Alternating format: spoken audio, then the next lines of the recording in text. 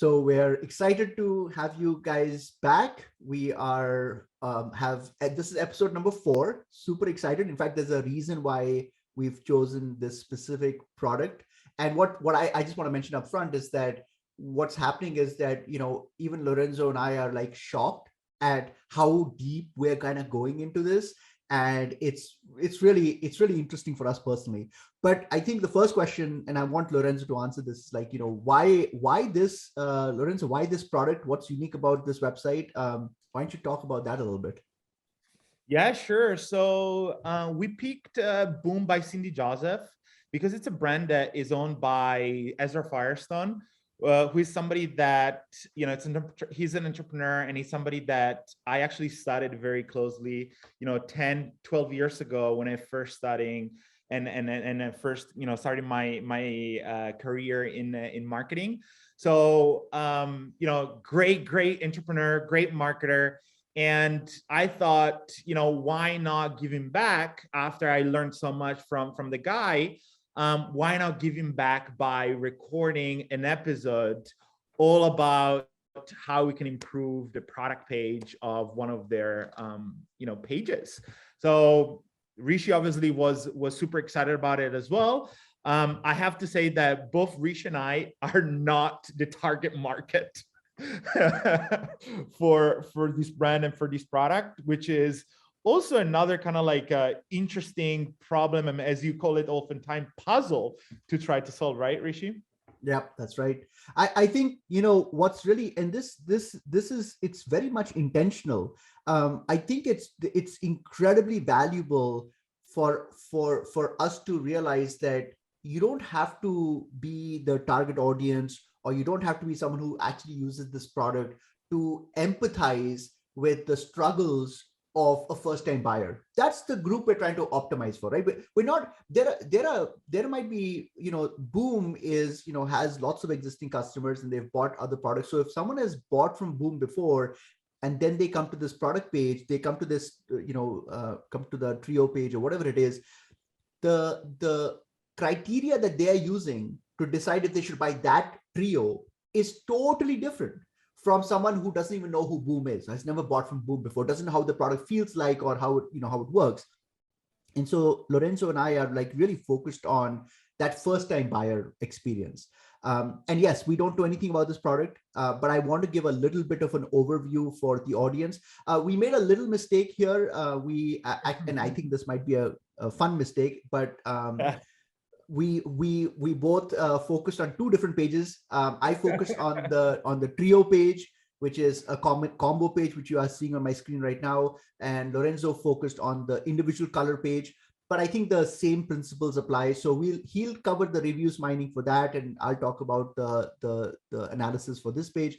But the first thing we want to do is we want to kind of do some orientation. So I just want to mention, just talk about that. So standard product page, there's a lot that's really good about this product page. So from a copywriting perspective, one of the things that I'm a big fan, I see so many e-commerce websites where they use these really fancy font styles. They have this really very busy backgrounds, and I think it looks cool, but it really affects readability. And obviously these guys understand that, because this is black on a white background. They're using standard font sizes, super readable. I love even the fact that the highlight is colored. I think this is really, really good. Look at the add to cart button. This is, no graphic designer would say this is beautiful, but to me as a conversion person, I love this. It's a floating add to cart, so it pops out from my screen. It's very visible. There's lots of white space around it, so it really stands out. This is really good. They have tons of images. And they have lots of lifestyle photos of their target audience. And that's an important point, is that they are optimizing for women who are of a certain age, but they're doing it in a very clever way, because their copy also talks about younger women, but their core audience are these older women. And they have tons of photographs to kind of, and these are natural photographs, by the way. To get this picture, they probably took 100 pictures. You don't just get this picture with, so clearly there's a lot of thought that went into it. They have video content, really good video content. this pause screen, as a marketer, I understand that this is not just a random, like, oh, they've got semi-smiling Mona Lisa smile in the background. This is very intentional because they've specifically positioned it in the center of the screen. It's almost like midstream, she's smiling at me, so I want to watch the video. There's all science behind this. Even this pause screen is very intentional because it shows the product clearly. There's a lot you can make out that this has been done by a professional marketer. And in fact, to just confess, our feelings, when I first started working on this, Lorenzo had told me that, this is the person behind the company, and who's obviously very well known for marketing. When I started working on it, my first thought was like, I'm screwed. I don't think I'll be able to come up with any meaningful improvement for this page, because they seem to have covered all the bases. There were no low-hanging fruit, However, this is the beauty about hard work. You're drilling a hole. You just keep on doing the discipline of wax on, wax off, wax on, wax off, and then the ideas start coming. And that's what happened. I think this is an incredible website. And again, just as we always mention at the top of every episode, we are not here saying, oh, they missed this or they should have done this differently. This is an incredible website. I think Lorenzo mentioned their revenue numbers. I don't know if it's public, but they're very, very successful. We're not at all suggesting that that they're making any mistakes. We think that with everything, there might be some opportunity to further enhance it. Lorenzo, did I miss something? No, I'm super excited for you to start, showing all the opportunities that these guys have. Awesome. So what we'll do for this episode is that we'll kind of have a little bit like a tennis match. We'll go back and forth. I'm going to talk about a few ideas, and then Lorenzo is going to take over. He's going to talk about reviews mining. And hopefully you guys get tons of value from this. So the first thing I want to mention here is that, as you know, we start off with deconstruction. I can show you the deconstruction document. I don't think it's relevant today for this episode, but I'm going to focus in on, so there are a couple of keywords that I want us to all become familiar with. So what happens is that there are two types of people that come to this page. They are skimmers and diggers. And skimmers, think of skimmers as people that just want short to the point content. So they read this is nice, short to the point, perfect. They don't need to understand all those details. And then they come here again. What they've done very cleverly is they've broken the content. This headline is beautiful. Your entire makeup bag in 3 sticks. 3 little boomsticks can replace everything in your makeup bag. Then they have this little copy over here. This is perfectly designed for skimmers. There's content here as well, and there's nice content. Again, everything is short and to the point. And there is an art form. I do, when we talk about long form content, I think sometimes people misunderstand. There is an art form to write content in really short form. When we say, when we say long content, we're not suggesting that writing it, this is a real art form. And I think they've done a really good job. So my point is that they have done an amazing job optimizing for skimmers. But skimmers aren't the only actors that are interacting with our play. We also have diggers. And diggers are more detailed. They're more hungry. They're the type of people that can spend 3 hours on Wikipedia learning about a subject.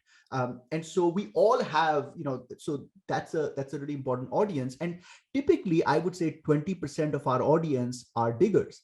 And I think the reason why I'm really focused on diggers is because they are being under optimized. But the thing is, and this is the point I want to make over here, is we have something called a long form sales pitch for the diggers, which I will show you. And then we also have something called micro improvements. And micro improvements are small little improvements we're making on the product page. I don't want marketers to fall for this trap where we are kind of always looking for that big idea. There are lots of improvements that you can make at small locations. Individually, none of these ideas are going to change or transform the business, but collectively, those ideas can make a big difference. So having said all of that, I'm actually going to just jump into, just a second, I'm just going to jump into. Because today we have something different than the previous episodes. Yes, no? slightly different format. So I'm going to have to actually reduce our screen here. And we're going to actually show you what we've done here is in the previous episodes, we've really focused on kind of explaining the copy and kind of explaining the logic behind the copy. In this episode, what we've done is we've made a schematic to actually show how we would enhance and improve this page. So on this page, we have these, I want you to be familiar. We have these images on the left. So we've got an image over here that shows actually, I should give you some context. So the boomstick is, I've worked on the trio. The trio is essentially 3 different separate products. One of them is designed for color. One of them is designed for it kind of like it gives a, well, let me see, what's it? Okay, so there's one moisturizes. So the first one is moisturizes. The second one adds the color. And then the third one adds a little glimmer. So this one moisturizes, this one adds color, this one adds a little glimmer. And the whole idea is, and they're obviously very successful because they have also, just so we're clear, they have like 55,000 reviews. So they've sold tons and tons of units. They obviously understand their, sorry, go ahead, Lorenzo. No, and that's just for the trio, right? Right. Then they also have thousands of reviews for each single product as well. So absolutely right. Yeah, we're talking big numbers here. But so the idea behind it is they identified that women, and I think they are going after, slightly older women, but they've identified women in general carry a lot of stuff on their makeup bags, and because for different scenarios, and their big innovation was, could we come up with something with 3 units where we could kind of deliver most of the value just based on those 3 things. That's what this product does. And so they have a description over here. They've got the price point. They've got all these videos. So now that we've kind of got that out of the way, I'll start talking about the changes that we made. So in this specific exercise, I'm going to talk about micro improvements, and I'm going to show you the long form sales pitch. But before I do that, there's one important thing that I want to draw people's attention to. Let's refresh the page.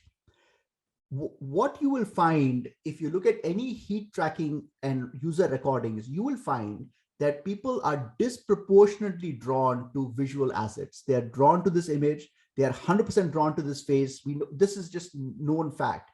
The problem for the copywriter is that these assets are, if you look at the heat map, you'll find there's a ton of clicks over here because people really want to see images.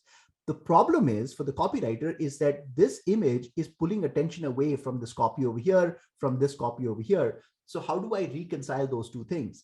And our solution for that is something we call a picture story. So what we basically do is we take an image. So like, for example, this image over here, and instead of it just being an image, we make it an image for aesthetic value plus sales pitch. And I'll show you what we mean by that. So in this document, you can see what I've done is I've taken, so there are 3 images. So this is the first image, sorry. It just simply shows the product, and that's fine. But I've taken that exact same image, not made any changes to it, and I've injected a little bit of our sales pitch. Your entire makeup bag, you're in 3 sticks. It's not taking anything away from the image. It's simply enhancing the image. Similarly, for this image over here, they're trying to show 3 of the products, but there's no context. It just looks pretty. It looks nice, but what is it? And so what we've done is we've converted this also into a picture story. Now it says step 1, step 2, and this, by the way, these 3 steps we got from the product description. So we use that same content on the product page, that those 3 steps are mentioned, I guess, somewhere lower on the page.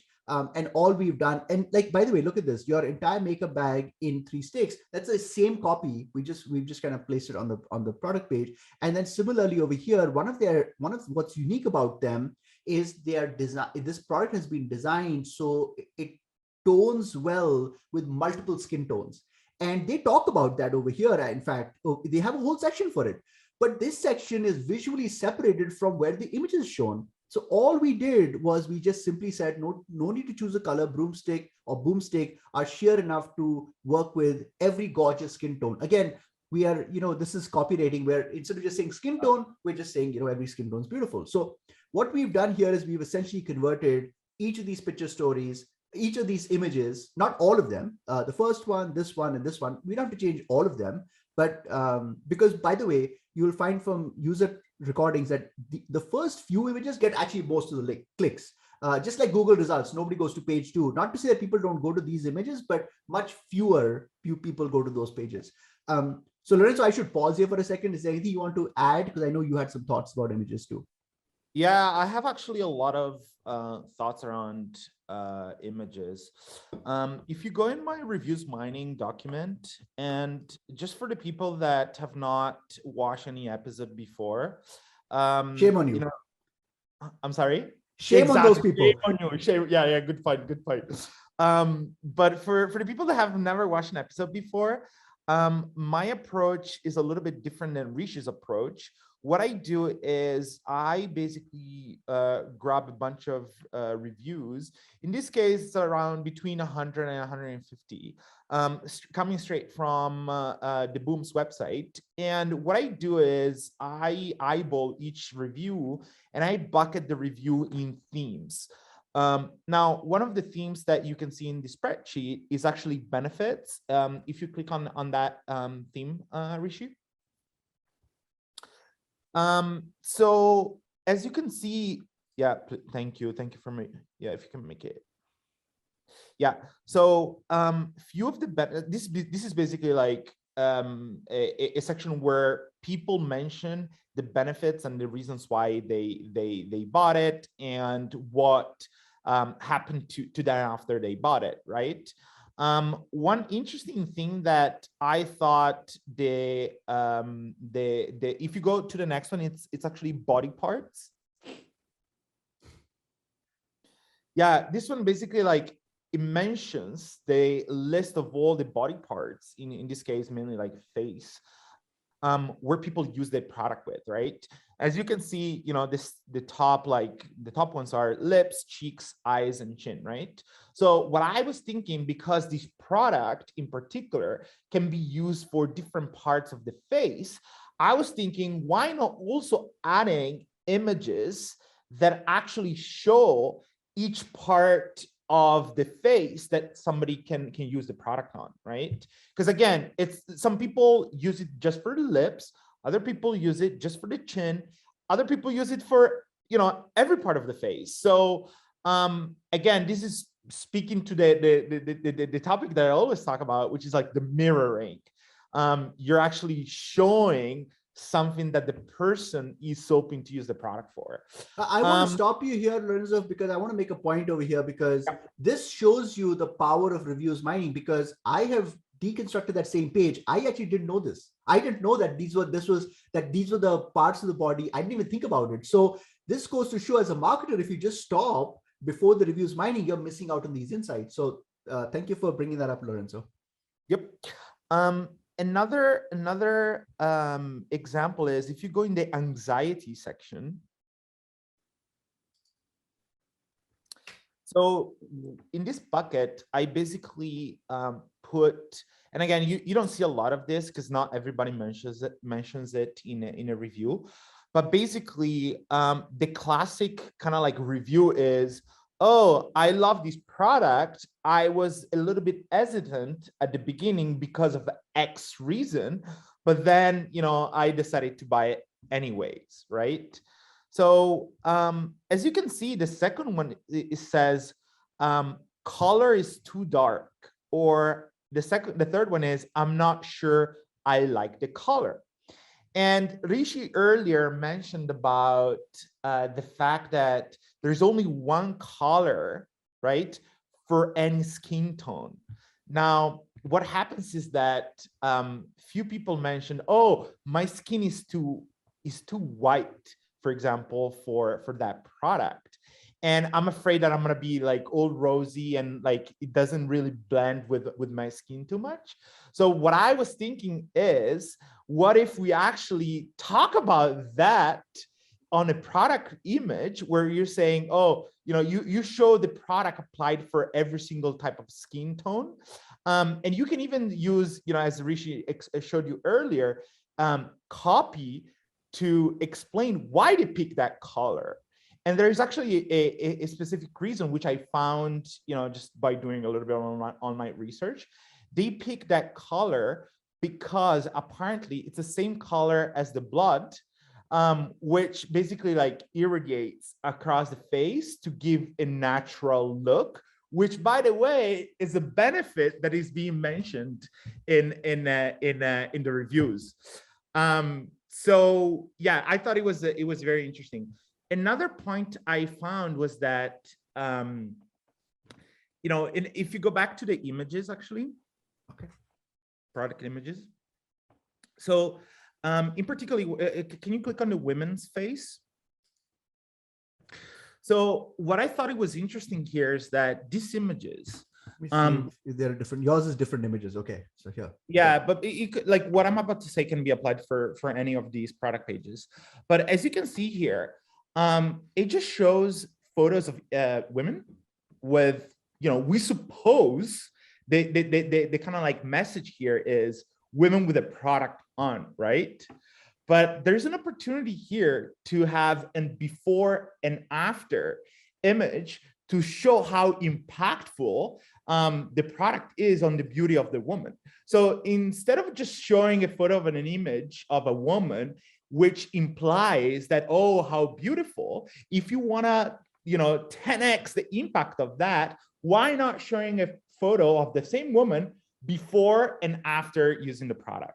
And if you want to 12x the impact, you show the before, and then when you show the after, you show a little frosted glass look, and you click on the reveal button. Because I love the idea of dramatic. I'm a drama queen, so I want to have dramatic effect everywhere, right?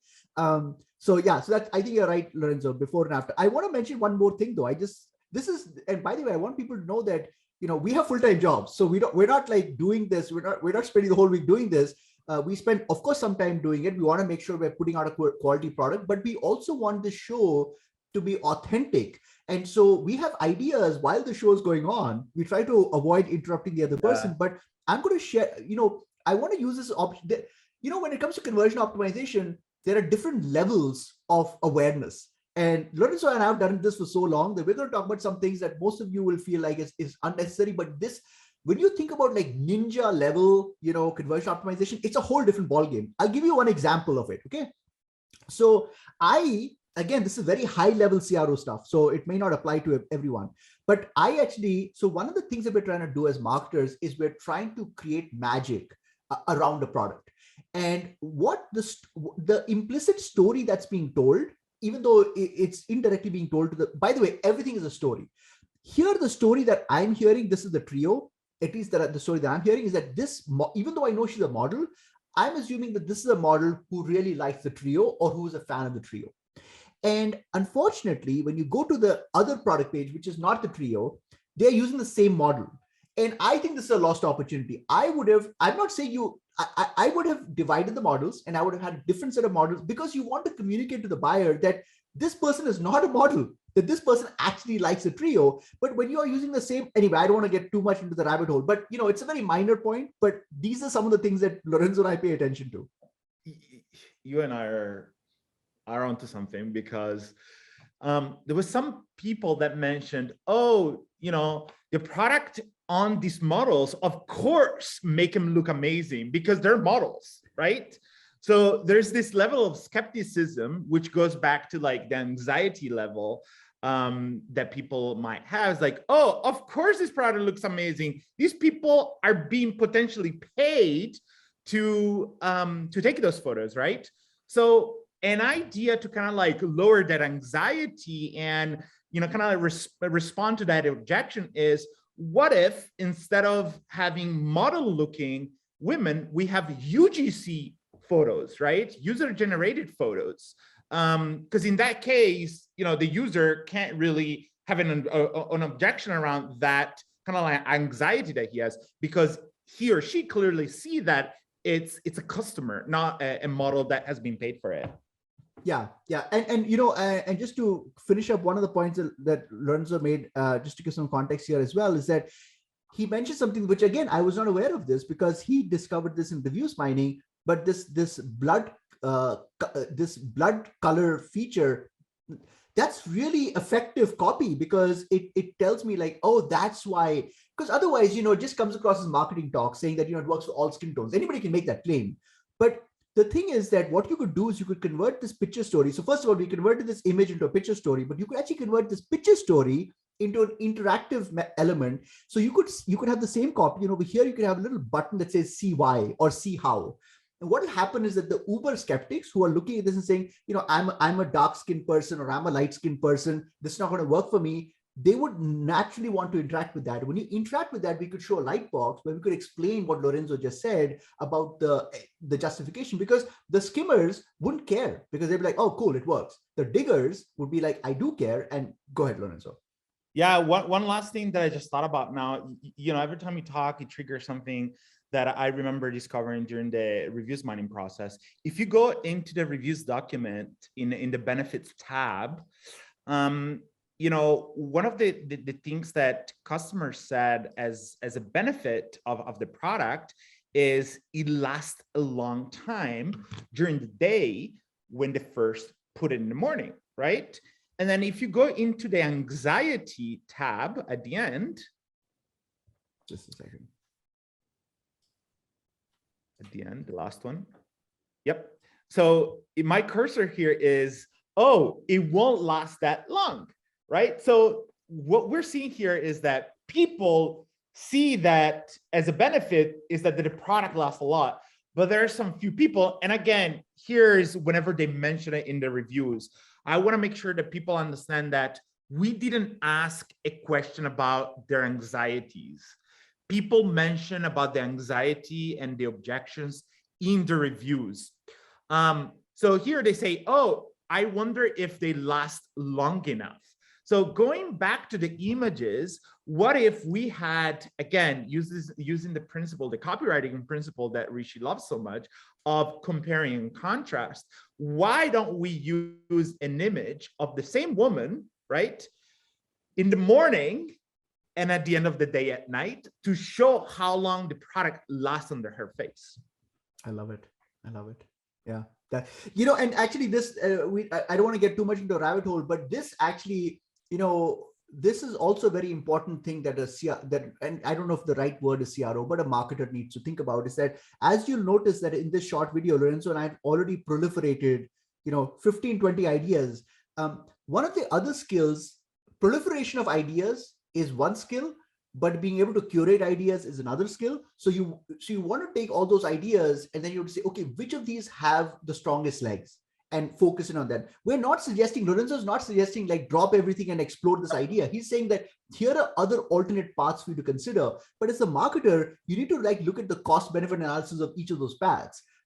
Some of them are stronger. I think the before after is super strong. I think the time dimension is super strong as well. But what I need to figure out as a marketer is the color dimension, the objection around the color, less important for the buyer or more important for the buyer versus the lastability? And I don't know what the answer is. So that's what you have to figure out. You have to prioritize.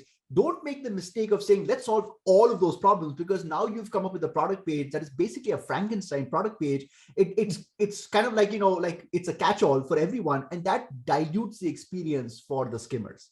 So just be mindful about that as you kind of take our feedback. We're only giving you ideas of things to consider. We're not saying that you have to do it this way, because context matters a lot. Do you want to move on towards the other part, the other section? In my analysis or your analysis? No, in your analysis, because I think we had a lot of ideas around just the product photos. No, we might even break this into multiple episodes. But so we talked about picture stories, and I can tell you that picture story is something that you don't even have to do deconstruction or analysis to know that a picture story is needed. So if you have a product page that has images and no copy, that's just a lost opportunity. So convert every damn image into a picture story. And the picture story needs to not just talk about, by the way, we won't get into that. One of the other evergreen concepts in CRO is price justification.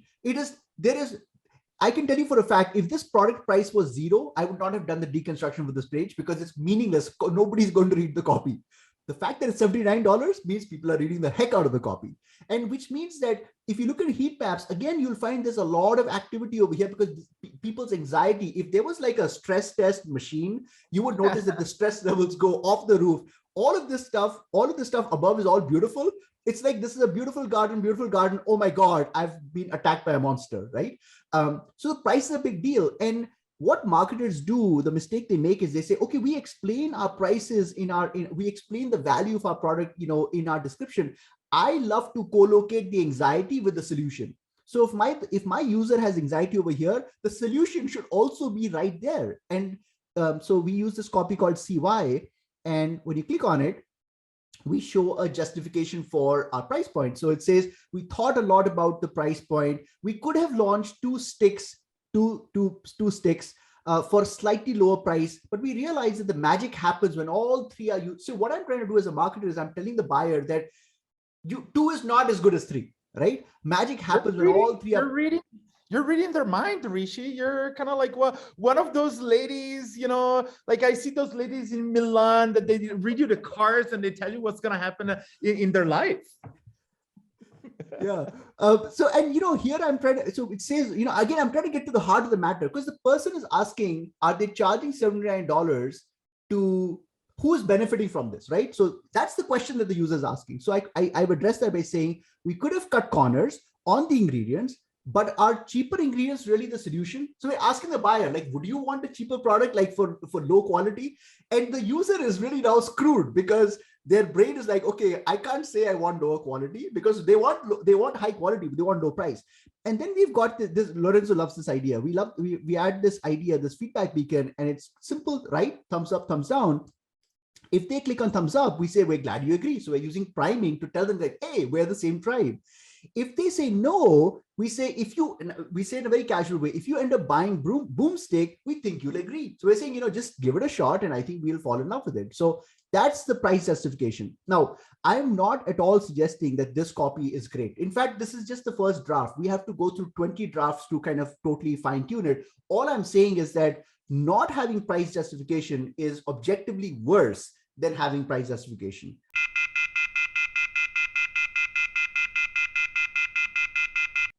Hey guys, so as you may have realized from the fact that Lorenzo has a different background and I have a different t-shirt, we had slight technical difficulties on our first part of the recording, but we're back, and I'm going to continue from where I left off, and then it's going to be a back and forth between Lorenzo and I. So I'll be managing the screen, and then Lorenzo will take over for certain parts. So we discussed the price justification, which I think is like the most important thing for an e-commerce website, is making sure that the consumer understands why they're paying what we're asking them to pay.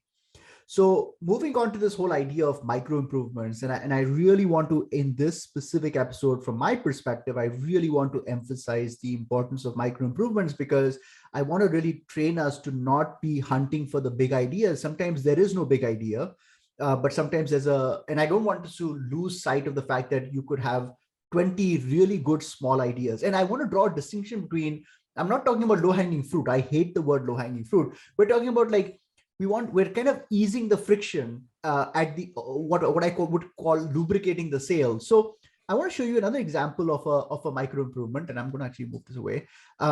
So if you remember on the live page, and I think we can open up the live page right here. So this is one. This is so just a second, guys. Sorry.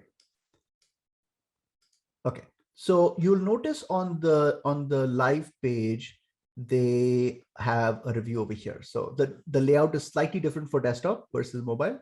So there's a review over here, and this is where it ends. And in our concept, what I've done is this is really painful. What I've done is I've made a micro improvement. You'll see the only change is we've added this text over here. 1 out of 55,007 reviews.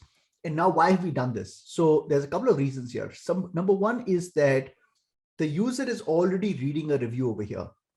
And so therefore, it logically makes sense to co-locate that review with a link to more reviews. So it just logically makes sense. The other thing is that this is incredible social proof. They have 55,000 reviews. I would want to get in front of that. I don't want to bury that. And the third thing is that there are two types of people that are reading this review. There's one group, which is the skimmers, that are reading this review and saying, oh my God, this is a really good review. How exciting. And there's the digger, who is the skeptic, who's reading this review and saying, oh, very nice. Boomstick has cherry picked one nice review to try to sell me. And so for that person, we've now created the shortcut so they can get to all the reviews. So I think this is a great example of a micro improvement. So another thing I want to talk about is that there is this. So now let's get to the long form sales pitch. So the long form sales pitch essentially has been custom designed for people who think of the kind of person who can spend 3 hours in Wikipedia and studying and researching a topic. By the way, Lorenzo is one of those people. I think he spent at least 100 hours studying cryptocurrency. He really loves that topic. And every time I talk to him, he wants to go deeper and deeper into it. So he's a classic example of a digger. And the problem is that when a digger is given just the teaser copy, just the elevator pitch, it's not enough for them. And so they want to learn more. And if we don't create that mechanism for them to get that information, they become very dissatisfied, which is why typically diggers have very low conversion rates, because there isn't enough information for them. So what we've done here is we've added a call to action that is designed to attract the attention of the digger. And you will notice a couple of things. One is that we've included one location over here, and then you'll notice it's been included over here as well. And then you'll notice that it's been included over here as well. So we've repeated it at 3 different locations. So why have we done it 3 times and 3 different ways? Here it's a pink color. Here it's in black. Here it's a hyperlink. So why have we done it in this way? So the reason for that is because people our visual attention focuses on different things depending on what your personality is. Some people notice links, some people don't notice links. Some people notice simple buttons. Some people actually need a color button to actually notice a call to action. And irrespective of which of those 3 buttons you click, that will immediately open up the long form sales pitch over here. So this is the long form sales pitch. And you'll notice it's basically I can just give you the summary of it. So it starts off over here by just giving a quick introduction. It kind of talks about how the product is beneficial, demonstrating expertise. It talks about the routine. It talks about the difficulty of creating this product. And then it talks about the founder behind the company. So it does all of the things that are from our copywriting playbook. Now, I'm not going to go over all of these details. What I can recommend is you can actually pause the video. And I'm just going to make this a little bigger. So you can pause the video and you can read this part, and then you can read this part, and then you can read this part, and then this part, and now you've read the whole thing. But there is something really interesting I want to show you. This is also kind of a micro improvement. So what we like to do is we like to always create a dramatic effect. It just makes it more exciting for the buyer, but it's also very interesting for the copywriter, because what you don't know is that this reveal button, so it says things like reveal. So it's an incomplete statement. If you're reading this, you'll want to click on it to understand what it is that we're saying. And so this button over here is going to reveal that. But in the back end, as a copywriter, I've actually converted this into a click track. So I can see of the people that came to this long form sales page, which is, by the way, shown as a lightbox pop-up, how many people clicked on reveal. Why does this matter? So the 2 benefits. One is it's a dramatic effect for the reader, but the other one is for me, from a copywriting perspective, I know how deep the user got in my sales pitch.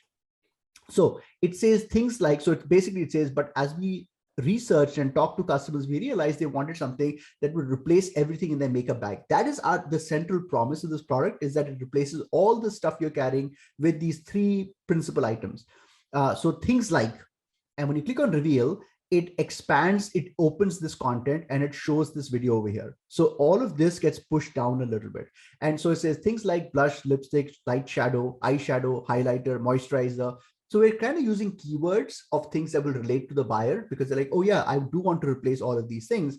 And below that, we've included this video, and the video demonstrates what the product does. So it's, again, we are trying to co-locate the video content with the text. The thing to keep in mind, though, is that on the main page, so this is the light box, on the main page, we also have this video. So what we've done here is we're applying smart code. And when you click on, if someone clicks, it's conditional logic. If someone doesn't click on this video play button, that's because some people just don't do it. When they go back to the main page, they will see this video repeated over here. So one of the challenges, one of the things that I'm always trying to do, this is called a choreographed experience. One of the things that I'm always trying to do as a marketer is I'm trying to maximize visibility of an important asset while minimizing the annoyance factor. So the reason why I want to minimize the annoyance factor is, can you imagine how frustrating it must be if I watch this video over here, right? And then I close the pop-up And then again, right below that link, there's again a repetition of the video. That seems very stupid. But if someone didn't watch the video, then it makes sense to show the video. So we've added conditional logic. Here's how it works. If you watch this video, and if you go back, to that page, that part of the page, you'll notice that we've replaced the video. This is all done dynamically. We've replaced the video with a block of text, and that block of text is designed to draw attention to two aspects: the customer reviews and to the Q&A that we have lower on the page. So on the website, they have 55,000 reviews, which is more than what we had when we recorded this. And then they also have 1,928 questions. And so I am now, since the user has already seen the video, and since we have that real estate available, I'm using that to draw attention to the reviews. I should stop here for a second because I want to let Lorenzo jump in and maybe he has something to add. So I have two things. First of all, I love this reveal approach. It's very, very clever for two reasons. First of all, the design of that reveal button is very, very different than the design of an entire website. And it's a type of design of a button that I've never seen before. So it's not very kind of like a typical of a product page. The second, I love, and I know you've done this on purpose, I love the fact that you chose the word reveal, because the word reveal has basically shows that there's going to be something behind it that people can't wait to kind of like discover, right? So I really, really love this execution, Rishi. Thank you. Do you want to maybe switch to maybe some of the things from your reviews mining or something? You would cover some of the points we made so far? Yeah, so I want to talk about the pricing a little bit, because it was interesting. I had some like price justifications idea around that as well. So if you go in my reviews mining document under anxiety, all the way on the right, the top reason why people, they were a little bit anxious before buying was because they thought that the product was too expensive. And quick reminder here, Rishi has worked on the Trio, which is the bundled version of Boom, while I worked on one product only, which is the color product. So that's $28, as Rishi is showing, just for one product, right? So going back to the reviews mining, about 20% of the people said that, I was a little bit hesitant before buying because I thought that the product was too expensive, right? Now, what I thought, first of all, I would try to probably like collect a little bit more data around that. Is that something that also other people that are not customers, but simply like visitors are thinking as well? To be honest, Rishi, I've done, a lot of research work for a lot of different clients in the e-commerce space. And the whole concept of like being too pricey, being too expensive is something that has come up over and over and over. But one thing that I thought it could be interesting is if you go in the benefits tab now, what I have highlighted there is that about 8% of people say that they love the product because they lasted a long time, not just on their face, but also like, as a consumable product, right? So what I was thinking as a way to kind of like a selling point to lower that objection of, oh my God, the product is too expensive, especially compared to others. What I was thinking is, it might be a little bit more pricier than other products, but the fact that it lasts longer than other products, at the end of the day, you actually end up saving money compared to the other ones, right? Yeah. And I want to add something over here. And I think this is actually, I feel that one of the mistakes that companies make, and this is a mistake that we make as well as an agency, is that I'm training my entire team to think about data analysis in a very specific way. But I think what's really beautiful about this, I think there needs to be more collaboration between different CRO teams, because we think about it in completely different ways, right? I think what's really interesting is that I have learned, so Lorenzo has learned from user research that price point is a point of friction. I've learned through testing and just intuition that price point is a point of friction. So once you identify a common problem, there are so many ways to slice and dice it. And I just love this insight because I didn't even consider it. If you look at my concept, the price justification that I've done is I've really focused on the fact that I'm trying to show that this is a good price because all the research that went into it and all the quality ingredients that we used. What would have happened if I could have added just one simple line onto my copy that says that, like this trio will last you 60 days or something, right? Because now I'm incorporating. So basically, this is the beauty about this idea of, different approaches. Lorenzo, I just love that idea of like, it's kind of like, that classic example, right? Where SaaS companies use this thing of like the price of one latte a day, right? They're desensitizing you to cost because they're converting that monthly cost into a daily cost. And in this case, we are converting it into how long it lasts you. I just love it. That's really good. Yeah, and an interesting thing, kind of like related to this is that they could also look at their CRM data to see how many days between the first and the second purchase, just to understand like, the fact that it just takes a long time to consume the product, right? Then you were talking about reviews and the testimonial quote. I have a few things around that. So if you go back to the product page is fine. So what I realize is that if we read the copy of that testimonial, right? I'm gonna read it out loud. So not exaggerating when I say that these are the absolute best products I have ever used, right? So there's a few things. I'm sure, Boom is putting that to show social proof, to show that obviously, people love the product, right? But I have a few things related to, especially the way they cherry pick this testimonial in particular. So first of all, this testimonial could be used for any sort of product, right? It doesn't matter if you're selling, lipsticks or, a couch or anything. So what I think they could have done is two different approaches. First of all, they could say, okay, I either cherry pick a testimonial that talks about kind of like, hey, I had anxiety X around this product, then I realized why, and the reason why I love it is this, right? Or actually three approaches. Second approach would be like, okay, I would actually send out a survey to customers asking what were the most common anxieties around that. What were the reasons, how were you able to overcome those anxieties? And then the third step would be, can you leave us a comment, a review, or testimonial around the product and how you were able to overcome those anxieties and the results that you now got, right? So now what happens is that it's super targeted. It's a testimonial that got cherry picked just for those people that have those anxieties. The other thing that I thought could be interesting to make it more believable as a testimonial is this one. And there's ways to kind of like, I'm not suggesting to make up a testimonial, obviously, but I think there's a way to kind of like figure out how to gather this type of testimonials. So what if instead of saying this, the testimonial was, I love Boom.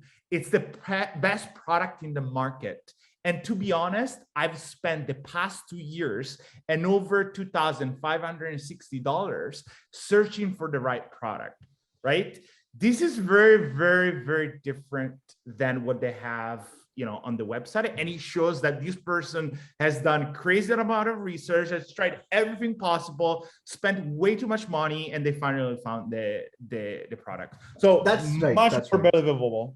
That's exactly right. So the review, you're absolutely right. The best review to use is a review. It's kind of like follows a full story arc, right? Because Yep. the person who's coming to this page is dealing with anxiety of, should I trust these people? So if the review starts off by saying that I also had the same anxiety, suddenly the reader is now connecting with this person. And then of course the story ends with saying, I'm very happy.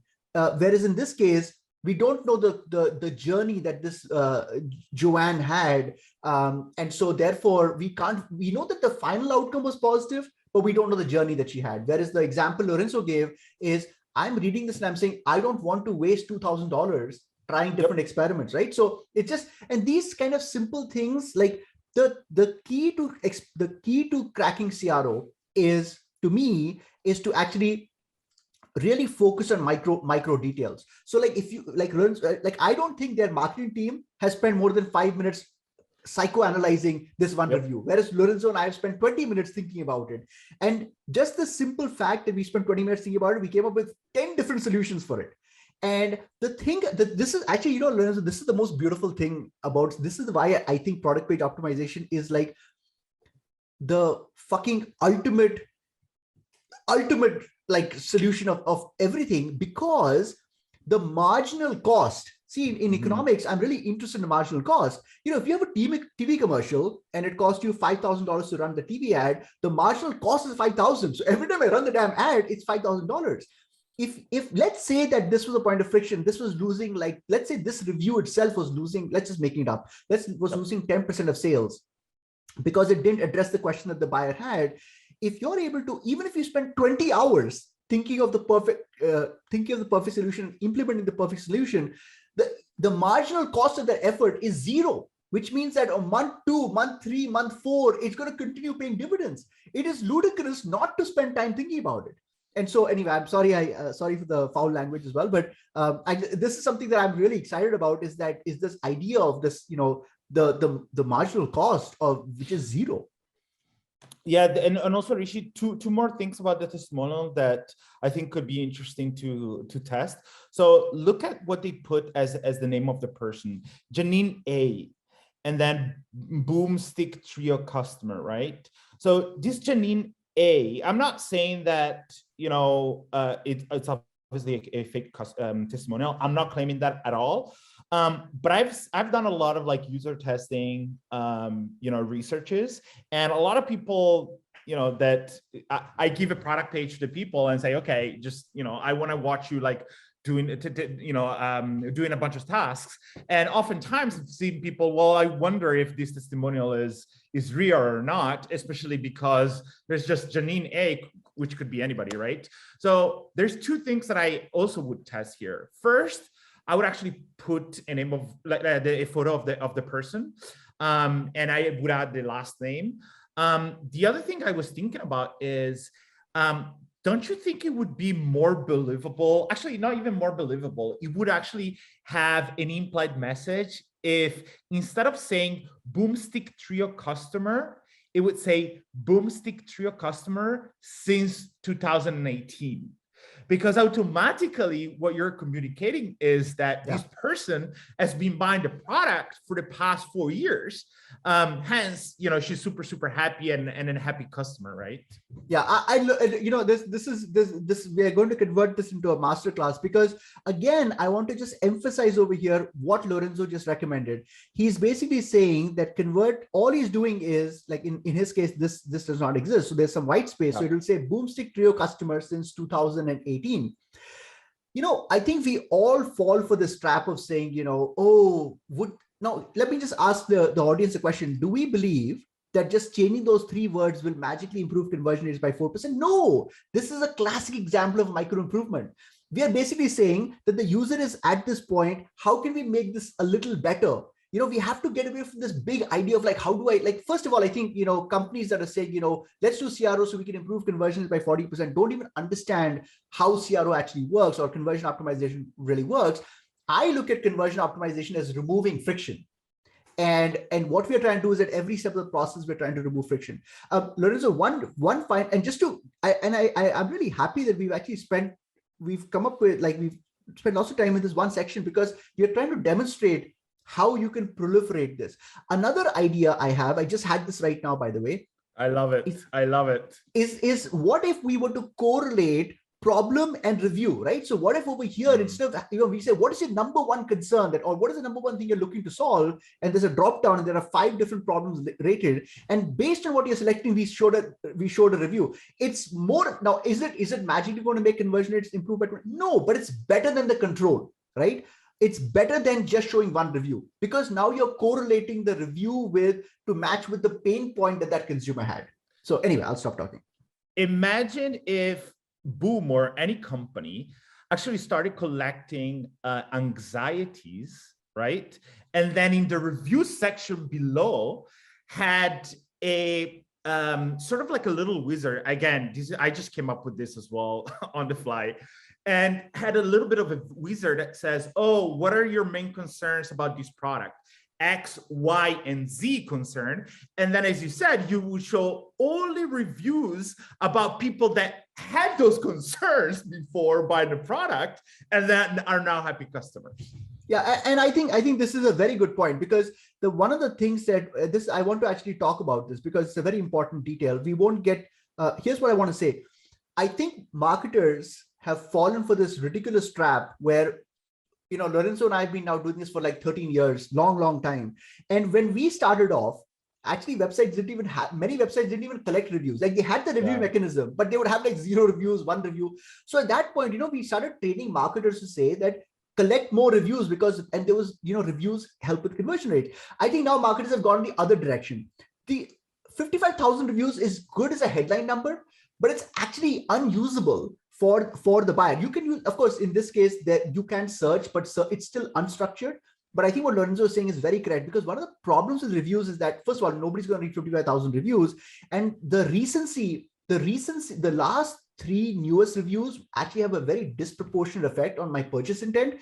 And you could have like 54,000 5-star reviews, but if the last 3 reviews are negative for whatever reason, it's going to prevent me from buying. However, you can solve that by like here they're talking about what kind of a keyword is trio. This is stupid. It makes no sense. Products, what sense does it make? Even skin, like it's not zeroing Boom. This is all just really bad. And I don't blame them. I'm just saying that they're accepting the default settings on the filter tool. The marketer should control this. And what the marketer should have done is exactly what Lorenzo said, which is that identify the anxieties. The review request itself should be based around anxiety. And then you are allowing a filter mechanism, because the question is that if you really think about it, Lorenzo, why would someone have come to this page? They weren't just like sitting at home on a Sunday morning and saying, and the website came to them, right? These people did an active search. And what could they have possibly searched for? They probably searched for a problem, right? And a solution to a problem, which means they're coming in with a problem. So therefore, anyway, I'll stop talking. You were saying something. No, I was going to say that the way I'm thinking about this is almost like reviews, reviews on a product page for an e-commerce should be treated almost like a category page of an e-commerce that has thousands of products. But what I see in e-commerce with thousands of products oftentimes is that the company decides to create filters based on the manufacturer's different tags that they use, right? But that's a company focused way of deciding what filters to use. The customer might not even care about those filters. So I think a good approach here, Rishi, would be like, figure out how the decision-making process for customers of Boom or whatever kind of like a product you're selling, and then make personalized filters in the reviews section for different type of customers. Dude, the reviews space, I cannot imagine that this is not being solved. It's a multi-billion-dollar opportunity. So reviews are broken. And I think it's a huge wasted opportunity, because like for me, even this headline, like great products, this is a pure wasteful tax for the reader. It has delivered 0 value to me. And of course, some of the reviews are useful. I think that their reviews are better than some other reviews I've seen where they've simply said like shipped on time, great product, which is totally useless. But I agree with you. I think I think that this is a huge opportunity. Can you talk about, Rishi, sorry, can you talk about the concept that I thought was extremely well explained when you first talked to me about it. The fact that every single pixel of a product page, or actually of a website, of an e-commerce website, or any website, is a tax. Can you briefly explain that concept? Because I thought it was absolutely clever. Yeah, I mean, I think it's just the lens through which we need to think about conversion. We tend to feel sometimes as marketers that, the user has infinite attention, which they obviously don't. And so we just stuff. And so when you start thinking about every word, every pixel, every emotion that you are expressing, even emotions are a tax. That is the reason why you cannot just like do emotion stuffing and say, this is the most incredible product, this is all your anxieties, because it is a tax for me to process all of that. If you start thinking about it as a tax, it forces you to prioritize. And ultimately, at the end of the day, Lorenzo, I've come to the conclusion that conversion optimization is all about prioritization. It is all about deciding what is the central thing I'm going to pick on and just solving for that, and getting away from this whole generalist idea of like, let's cover everything. Because if you cover everything, if your product is a little something for everyone, it is not anything special for me to buy, And so we have to get away from, like I don't want Trio. They have made, Trio has made a very, if you think about, I don't know, we did cover this, but if you look at this model pictures that they have, these are all middle-aged women. If Trio, this tells me they're a sophisticated marketer, because if they were dumb marketers, they would have said, let's put all age groups over here. Yeah. But they realize that if the product is appealing to everybody, then they want the user to be able to see themselves in this model. And therefore they had to make a judgment call, and they had to prioritize. And this idea of prioritization is so lost. And I think it's so important. So yes, so to get back to your point is this, I think that every emotion that's being communicated, every pixel that's on a page, which means that all of these little design elements and every word that's on a page is a tax. And the marketer has to very consciously decide, do I want the reader to pay this tax or not? And yeah, so yeah. Love it. This is great. So let me just, there's one thing I should mention here, then we'll go back to reviews mining. I forgot to mention this point. So we've got this call to action over here, 3 locations over here and over here. And there's something I should mention over here, is that it's being set up as a choreographed experience. And what that means is that if you click on the first instance, then it actually automatically hides, it hides this button. It hides, where's the other button? So sorry. If you click on this button, this link, it hides this button, and it hides this button over here. If you click on the other hand, if you click on this link, then it hides this button. And so the idea here is that I don't want to ever have the user read the same message twice. So we apply a choreographed experience to minimize that. Lorenzo, you want to get into a little bit of the reviews mining, and then I'll cover a few other items, and then I'm done. Yeah, I was gonna get, so if you go back to the color product, I want to talk the first video that they have just below the reviews. Oh, yeah, that video. We're not gonna play it now to you guys. You have the URL of the page. You can play it yourself. But basically what I realized is that there's few things about this video. So first of all, the first video is not being tracked in Google Analytics. Both Rish and I are big fan of tracking, micro, we call them micro conversions, micro actions. So in this case, it would be beneficial for Boom to track how many people click on that play button, how many people actually watch the full video, how many people watch 25%, 50%, and 75%, and where people are actually pausing the video the most. The other thing I noticed is that in the video, you'll hear, they have at the beginning actually, let's play the video because it's like super. Is this one? The first one.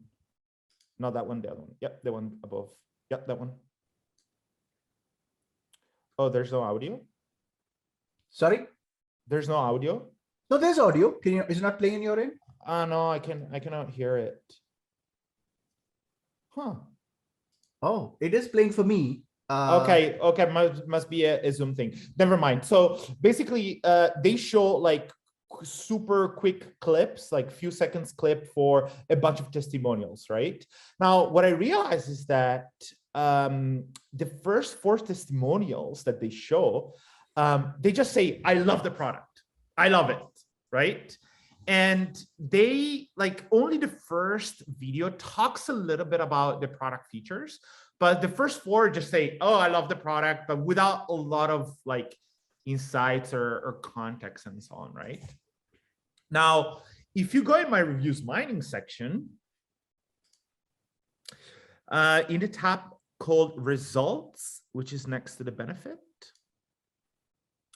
Sorry. So again, there's not a lot of data here because not a lot of people mentioned this, but basically what I thought it was very interesting is that when people explain the ultimate benefits that they got from the product, it wasn't like, oh, it lasts a long time, or yeah, sure, that's a benefit, but there's different type of benefits that somebody can get from a product, right? And I thought those 2, I call them results because at the end of the day, they just cared about, looking good. And as you can see, the 2 type of benefits that they got is at the end of the day, I got compliments from other people and I got compliments from my husband, right? So these are, I would call these type of benefits emotional and social, because it's actually people that they're giving you a feedback about the product. And obviously we're social animals. We care about other people's judgment, right? And especially for beauty as a category, beauty is a very external thing. Absolutely. So what I would do to, again, focus more on like emotional and social benefits, I would actually ask these video testimonials to talk about the social and emotional benefits outcome that they got from the product, rather than just say, I love it, I love the product, or I love feature A, B, and C. And actually, Lorenzo, this is actually a really good point. And I want to just mention something over here. Like if Lorenzo and I owned Boom, because we would only do this if we did actually own the website, we would create a program where we would be doing testing on this product page indefinitely. Because I think another mistake that, by the way, Boom is done, and I just want to emphasize this point. And the reason why we picked Boom was actually, this is a very good example, because sometimes, it's easy to say, oh, this retailer is not smart, they don't understand. Boom, yeah. And I can't pronounce the name of the guy, but Lorenzo can. It's a Firestone. Yeah, he is like a celebrity. He understands this stuff like nobody's business. But I can make a prediction. I can tell you in the last 3 weeks, Boom has not tested anything on that page. And I think one of the mistakes that we make as marketers is that, and what they've done probably is they've done lots of testing to get to where it is. And they've concluded that this page is now, it's 50% better than when we started off, and let's stop. Lorenzo and I have a very different view on optimization. We think it is like breathing. You have to be working on it, and it's almost like learning and unlearning. And in fact, I feel, Lorenzo, we need to do lots of episodes talking about this idea of learning and unlearning. And so for us, it's like an ongoing process. In fact, and that's why we say prioritization is so for us, we have the opposite problem. Most brands don't have enough ideas. We have too many ideas. And so we have to then prioritize and score those ideas. So, but we should always be testing. To me, it's a travesty. It's a crime against I don't know who, but it's a crime to not being constantly like challenging. And I want to mention another point over here, guys. This is also a really important thing, is that if we were living in a static universe, it's totally fine to maximize the conversion rate and say, we're done. We're not living in a static universe. Our consumers are constantly becoming more sophisticated. The consumers today are 50 times more sophisticated than the consumers 10 years ago. Consumers know more. Our competitive landscape is shifting.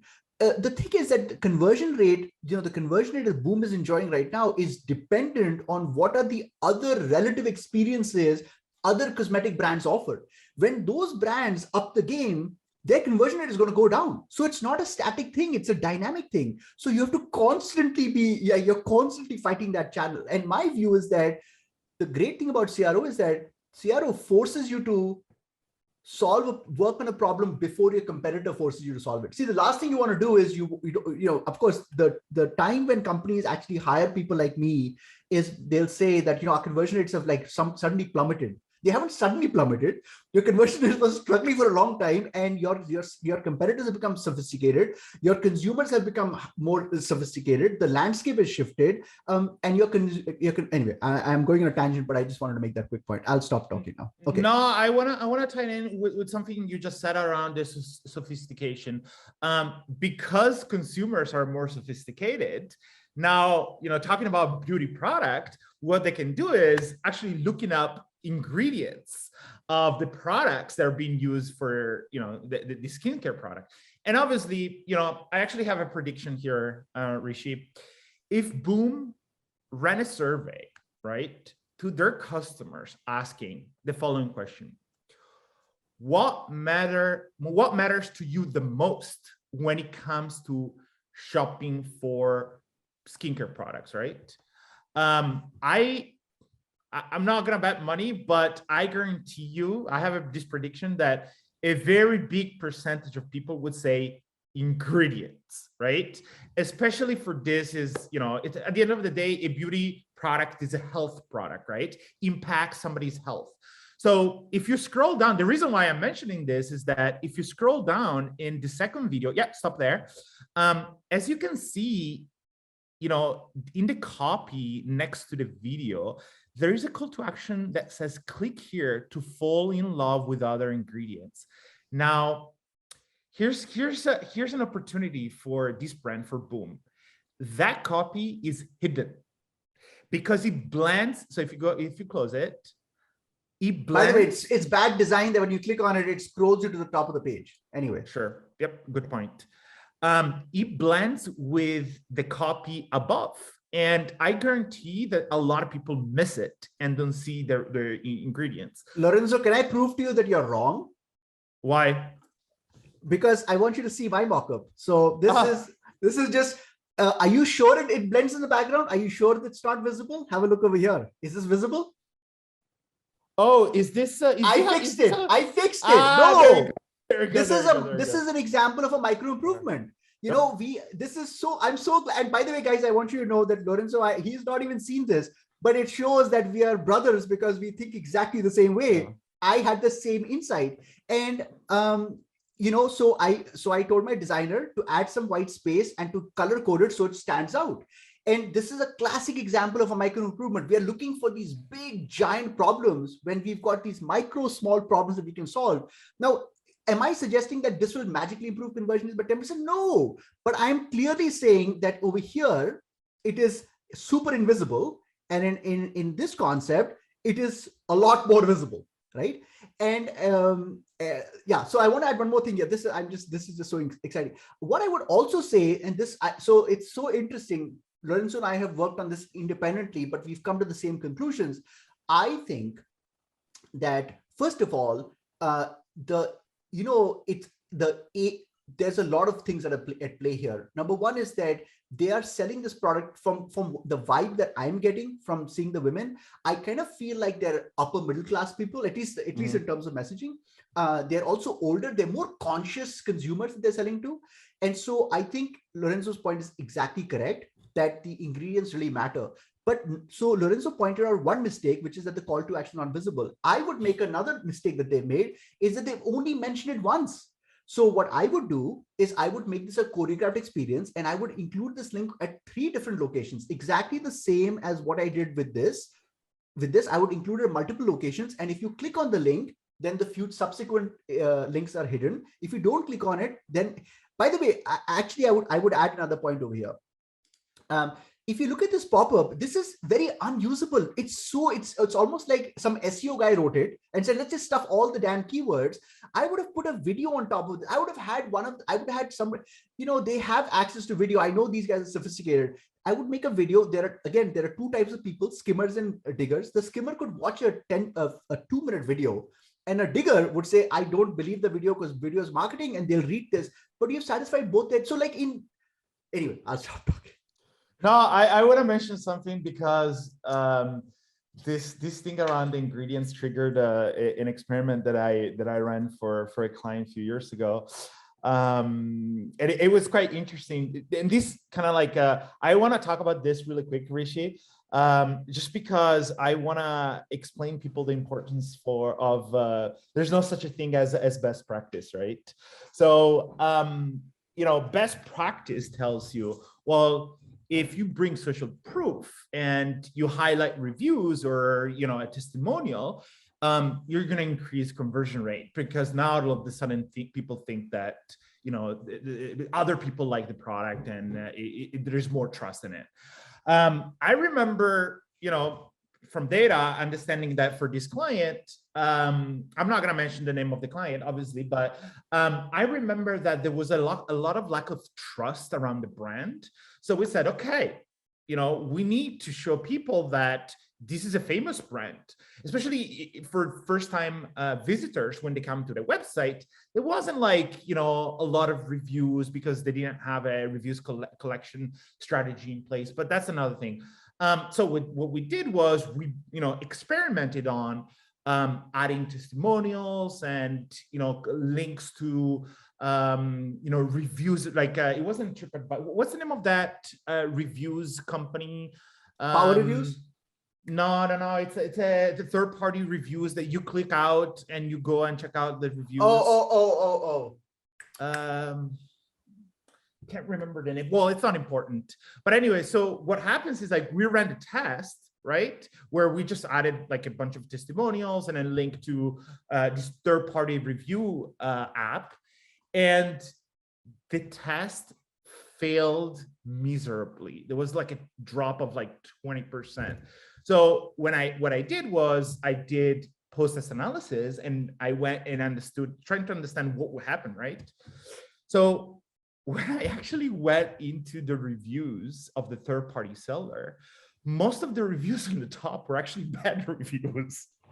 So what happens is that we created a test to push people to read reviews, but what happens is that most people were reading just the reviews on the top, which were bad reviews, right? So this shows you that there's not such a thing as a best practice. And when you pick and choose things, you have to make sure that you have good reviews. Same thing for here for ingredients, right? Like, I don't know anything about the ingredients of Boom. I think they're a great company and so on.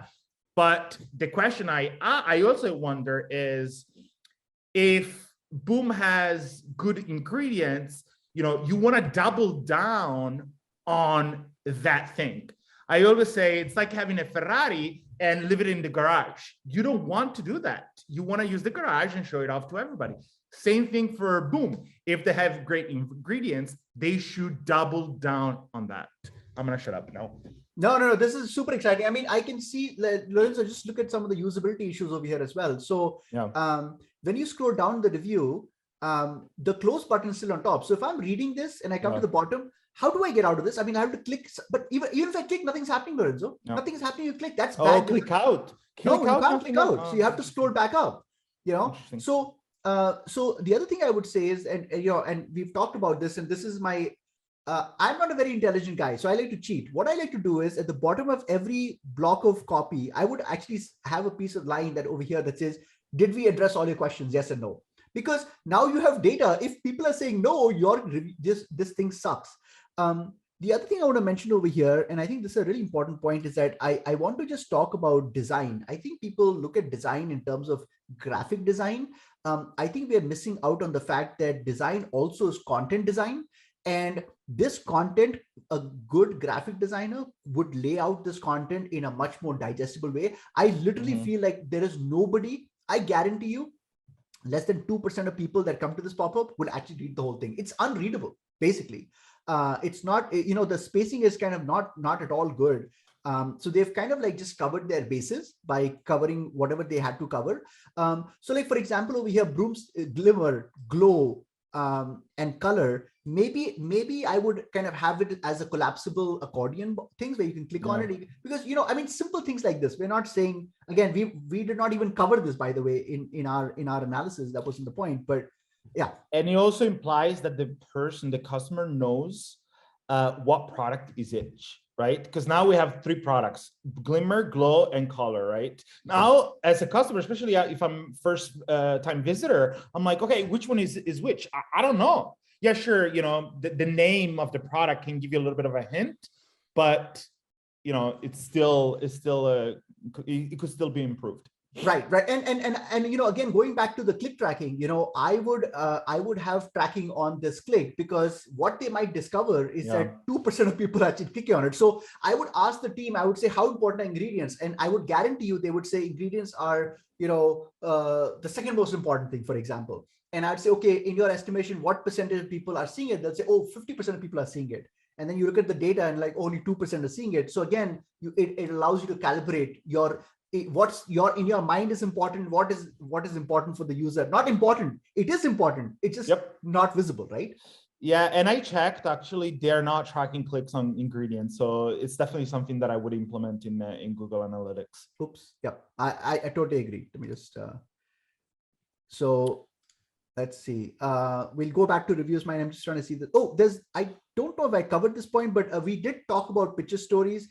So I just mentioned this point again over here. In the live side, they show this this beautiful woman with just the background. And I think there's nothing wrong with that. Again, it's a micro improvement, but in our concept, we've added this copy. It says we've made this video for people who've never tried Boom. So I've put a headline to kind of like to connect with the psychology of the buyer. It's 1%, maybe it's 0.02% better. It's still better than not doing it. You're teasing them there, Rishi. I can see that. Yeah. I love it. Again, we've already covered this, but I want to show you another my favorite example of a micro improvement. So for me, this whole episode is about micro improvements, and it's really amazing to think about. Lorenzo, you and I are so deep in this universe that I literally feel like we can create like 10,000 hours of content just covering all of these things. So again, going back to micro improvements, the people are 50% of our brain is devoted to image processing. So for over here, they've formulated in USA, and this is a very important message for American audiences. But text is less visible than graphical elements. So we've made a very small change in ours. Just notice what we did. Just put the US flag. Just a simple change. And I just want to emphasize this to people that this is what we call a micro improvement. And you must start thinking about micro improvements. I think Lorenzo, with this said, I have actually. You know what? Actually, I have one idea I just thought about. I wonder. I would look at, first of all, I would try to understand if they have like a heat map analysis tool installed on the website. And if so, I would actually analyze the heat maps to see if people are clicking on that flag or whatever, like the symbol, the icon, because what that shows is that people might want to dig deeper. They want to dig deeper. Exactly.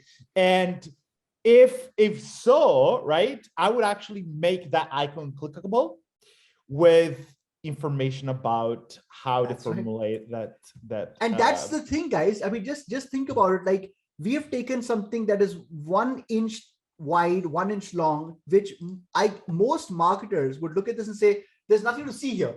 It's like we are, and I'm not saying we all CROs, we are like detectives. We're trying to solve a murder scene, and everything is a potential, you have to kind of slow down, and you have to really, so most people would look at this and say, oh, there's nothing here. But Lorenzo and I looked at this and say, no, there's something here. And he went even deeper. And I think if we can just infect in you guys this ability to kind of just remember, I personally feel that the answers are actually less interesting than asking the right questions. And so if you can just create that skeptical mind and just kind of say, like, even this, by the way, should be a clickable element, because who would want to click on this? Someone who wants to learn more about this detail. Why is this not clickable?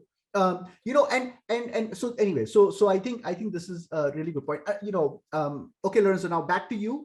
If there's something from reviews mining that you want to cover, I'd like to. I have one last thing to mention. So if you go in the tab called Alternative Solution,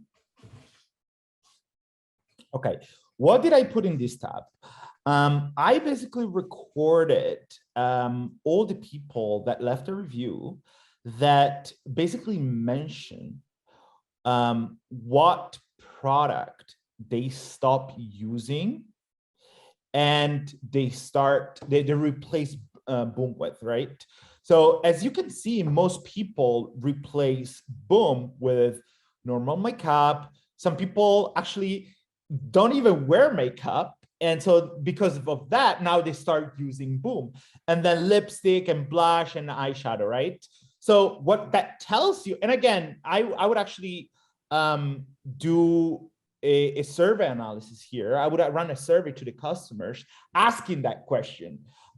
What other alternative solution have you switched from before buying Boom, right? Because I want to understand what caused people to buy. And then what happens is that I would actually, as you can see here, 29% of the people said that they are replacing the makeup with Boom, right? So now what we need to do is we need to sell angles of Boom against makeup. So I would actually have a section in the product page dedicated to why Boom is a better solution than any makeup out there. And I would actually ask, I would come up with those angles, and actually I would test myself coming up with those angles and customers telling me those angles. Yeah. I'm going to make a prediction, Lorenzo, and tell me if you agree or disagree with me on this. So I'm going to talk now about a little bit about reviews mining. So obviously at one level, reviews mining is very complicated because you've got all these tabs over here. But I'm always looking at, like, for someone like me, if I wanted to learn the power of reviews mining, what are one or two things that I should take away from reviews mining? And I'll tell you what I've picked up on from having gone through these 4 episodes with you, because this is a very new concept for me, and tell me if you think I'm right or wrong. Because let's say I can only do 2 things. These are the 2 things that I would do with reviews mining. One, and this is what I've learned from you based on what you've said. To me, it sounds like number 1 is understanding the anxiety. The anxiety is a big part of reviews mining. And number 2 is thinking about alternate solutions. I think that if someone were to just take away 2 things from review mining, and it was those 2 things, I think those 2 things itself will give you a lot of value. Tell me if you agree or disagree, or do you feel the whole thing has to be done? Yeah, and I would also add the benefits and the ultimate results that people get from the product. Because that, we both, you and I, are fanboys of the jobs to be done framework, and people are switching from one product to another one, and we want to understand why people are hiring. Again, speaking with the jobs to be done framework language, why they're hiring those products, right? What is the reason behind it? So I think talking about results and the ultimate reasons why people are buying those products is something that Reviews Mine tells you as well. Yeah, I think this is great. I'm really happy with all the things that we've covered. I think, Lorenzo, I've covered everything that I want to cover. Me too. Yeah. No, I had another probably 2-3 hours of ideas around how that page can be improved, but obviously we wanted to keep this kind of short, but I didn't want to spend the whole time doing it. But yeah, I think that's it from my side, man. All right. Thanks, guys. Thank you, guys. Thanks for showing up today. Thank you for hanging out with us, and we will see you guys soon.